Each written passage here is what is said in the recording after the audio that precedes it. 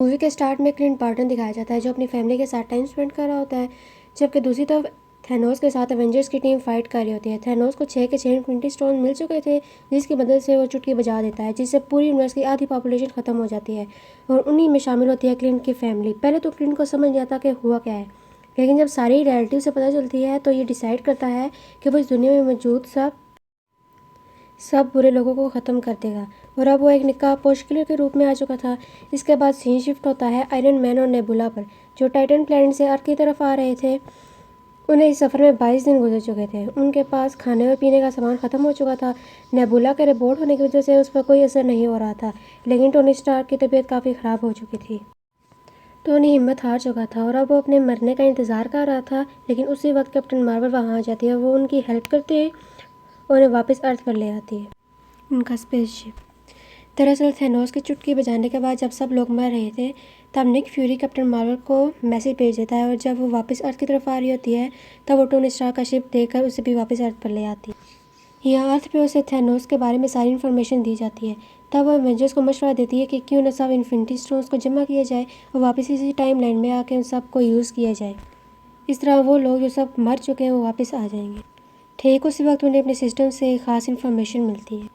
उनका रॉकेट उन्हें बताता है कि थैनोस ने जब चुटकी बजाई थी तब पूरे यूनिवर्स में एक वेव फैली थी जो आज से पहले कभी नहीं देखी गई, और सेम ऐसी ही एक वेव 2 दिन पहले एक गैलेक्सी में देखी गई है। तब उनको पता चल जाता है कि थैनोस ने अपने इन्फिनिटी स्टोन्स का दोबारा से यूज़ किया है। तब ये लोग उस सिग्नल को ट्रैक करके उसी प्लैनेट पे पहुंचते हैं जहाँ पे थैनोस था।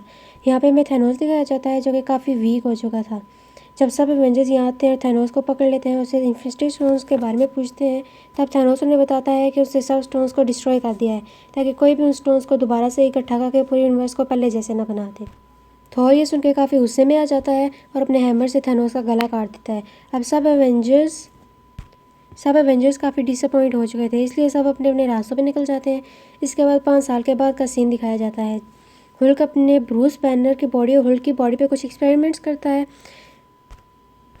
और उसके बाद वो बन गया था प्रोफेसर हुल्क, जिसमें हुल्क की पावरफुल बॉडी भी थी और ब्रूस बैनर का तेज़ दिमाग भी।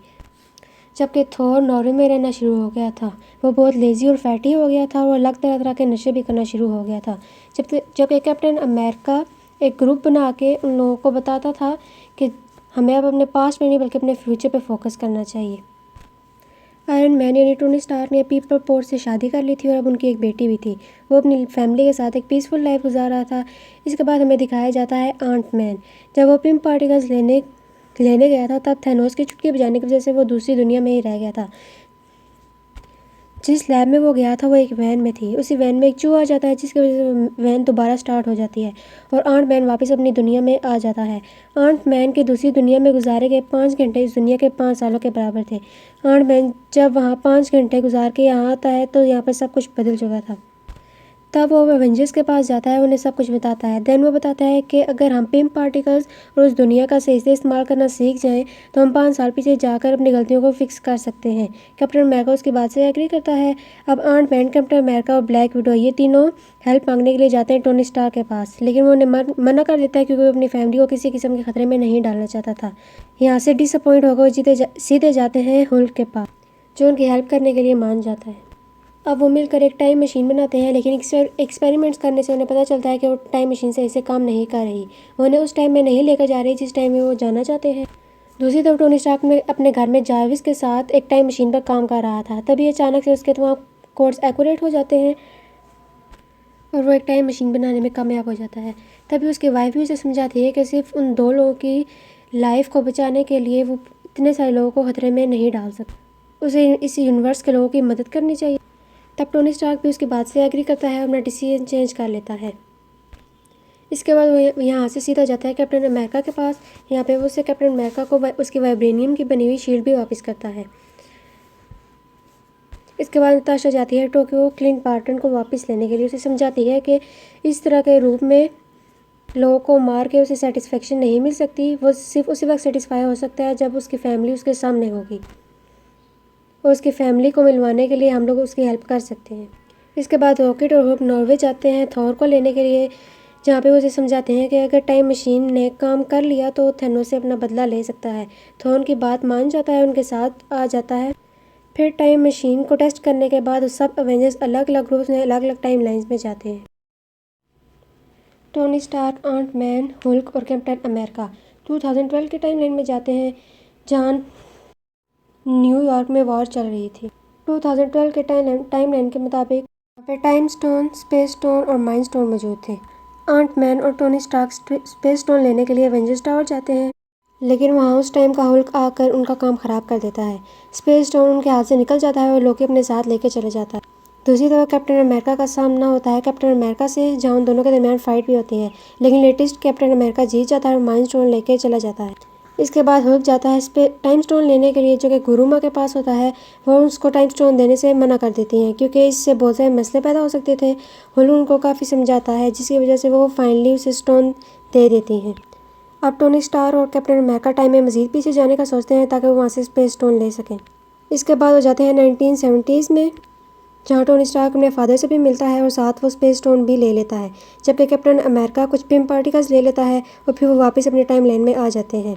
इसके बाद थोर और रॉकेट दिखाए जाते हैं, जो कि 2013 के टाइम लाइन में जाते हैं, जहाँ उन्होंने जेन फोस्टर की बॉडी से रियलिटी स्टोन लेना होता है। वहाँ पे थोर अपनी मदर से भी मिलता है और वो उन्हें सब कुछ समझाने की कोशिश भी करता है, क्योंकि थोर की मदर एक जादूगरनी थी, इसलिए वो सब कुछ समझ आती है। उसी वक्त थोर अपना हाथ आगे करता है, तभी उसका हैमर भी उसके पास आ जाता है और रॉकेट भी रियलिटी स्टोन लेके आ चुका था, इसलिए वो वापस अपने टाइम लाइन में आ जाते हैं। इसके बाद दिखाए जाते हैं क्लिंट बार्टन और ब्लैक विडो, जो 2014 के टाइम लाइन में सोल स्टोन लेने के लिए जाते हैं। वहाँ पे रेड स्काई उन्हें बताता है कि सोल स्टोन लेने के लिए उन्हें एक सोल देनी होगी, तभी उन्हें सोल स्टोन मिलेगा। अब यहाँ पे क्लिंट बार्टन और नताशा रोमानोफ दोनों अपनी लाइफ को सेक्रीफाइस करने के लिए तैयार थे, लेकिन नताशा क्लिंट को बचा के खुद को सेक्रीफाइस कर देती है और क्लिंट को सोल स्टोन मिल जाता है। इसके बाद सीन शिफ्ट होता है जेम रूट्स और नेबुला पर, जो 2014 के टाइम लाइन में जाते हैं टाइटन प्लेनेट्स पर। यहाँ पे वो पावर स्टोन को लेने के लिए जाते हैं। यहाँ पे वो पावर स्टोन लेके वापस जाने लगे होते हैं, तभी नेबुला को पुरानी नेबुला की वजह से कुछ यादें आने लगती हैं, जिसकी वजह से उसका ट्रांसमीटर ख़राब हो जाता है और नेबुला वहीं पर बेहोश हो जाती है। तभी थैनोस की टीम वहाँ पर आके उसे प्रिजनर बना लेती है। अब चूँकि नेबुला आधी एंड्रॉयड थी और आधी इंसान, इस वजह से थैनोस उसकी सारी मेमोरी को स्कैन कर लेता है और तभी उसे 2018 में होने वाले सब इवेंट्स का पता चल जाता है, और ये भी कि उसने यूनिवर्स की आधी पॉपुलेशन को ख़त्म कर दिया था। तब वो नेबुला से उसके पिम पार्टिकल्स लेकर उन्हें मज़ीद अपग्रेड करता है और फिर अपनी पूरी टीम के साथ उनके टाइम लाइन में आ जाता है। इसके बाद सब एवेंजर्स मिलकर उन सब इन्फिनिटी स्टोन्स को एक न्यू आर्मर में लगा देते हैं, लेकिन सवाल ये था कि अब इस आर्मर को यूज़ कौन करेगा। तब थॉर आगे आता है, लेकिन हल्क उसे कहता है कि इसमें गैमा वेव्स हैं जो तुम्हारा बहुत बुरा हाल कर देंगी, क्यों ना इसे मैं यूज़ करूँ, क्योंकि मैं भी तो गैमा वेव से ही बना हूँ।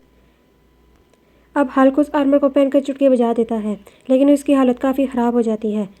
अब जो पॉपुलेशन ख़त्म हो चुकी थी वो वापस आना शुरू हो जाती है, जिसकी वजह से एवेंजर्स बहुत खुश होते हैं, लेकिन उनकी खुशी ज़्यादा देर तक नहीं रहती, क्योंकि तभी थैनोस उस टाइम लाइन में अपनी पूरी टीम के साथ आ जाता है और उनकी पूरी लोकेशन को बॉम्ब के साथ उड़ा देता है। तब थॉर, आयरन मैन और कैप्टन अमेरिका तीनों वहाँ आते हैं। फिर उनका थैनोस के साथ एक ज़बरदस्त फाइट सीन दिखाया जाता है। दूसरी तरफ क्लिंट बार्टन वो आर्मर लेके भागता है, जबकि कैप्टन अमेरिका हैमर ले लेता है और थैनोस से फाइट करने लगता है। यहाँ थैनोस और कैप्टन अमेरिका के दरमियान एक बहुत अच्छा फाइट सीन दिखाया जाता है, लेकिन थैनोस बहुत पावरफुल था, इसलिए वो और उसकी टीम एवेंजर्स पे भारी पड़ जाती है। तभी 5 साल पहले वाले सब एवेंजर्स वहाँ आ जाते हैं, जिनमें शामिल होता है डॉक्टर स्ट्रेंज, वांडा, स्पाइडरमैन और ब्लैक पैंथर वगैरह। अब यहाँ पे सब एवेंजर्स दोबारा से इकट्ठे होकर थैनोस और उसकी पूरी टीम से फाइट करते हैं। तभी यहाँ डॉक्टर स्ट्रेंज आयरन मैन को बताता है कि यही वो आखिरी प्रेडिक्शन है जो उन्होंने लाखों में से एक चूज़ की थी। अगर हम अभी सक्सेसफुल हो गए तो हम थैनोस को ख़त्म कर सकते हैं, वरना हमें दूसरा कोई चांस नहीं मिलेगा। अब यहाँ पे आयरन मैन थैनोस के आर्मर से साइज स्टोन निकाल लेता है और अपने आर्मर में पहन लेता है और साथ ही चुटकी बजा देता है, जिसकी वजह से थैनोस और उसकी पूरी टीम राख बन के ख़त्म हो जाती है। लेकिन आयरन मैन बहुत ज़्यादा इंजर्ड हो जाता है और यहीं पे उसकी डेथ हो जाती है।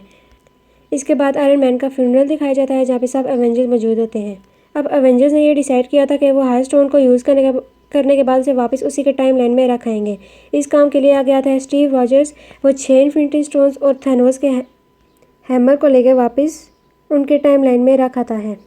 अब जो कि कैप्टन अमेरिका ने 70 साल बर्फ़ में गुजारे थे, उसने अपनी लाइफ को ठीक तरह से इंजॉय नहीं किया था, इसलिए 1945 के टाइम लाइन में वापस जाता है, अपने फ्रेंड्स के साथ टाइम स्पेंड करता है और जब उसका टाइम पूरा हो जाता है तो वापस इसी टाइम लाइन में आके अपने एक फेलो फैल्कन को अपनी शील्ड दे देता है और कहता है कि अब यहाँ के कैप्टन अमेरिका तुम हो, और यहीं पे मूवी एंड हो जाती है।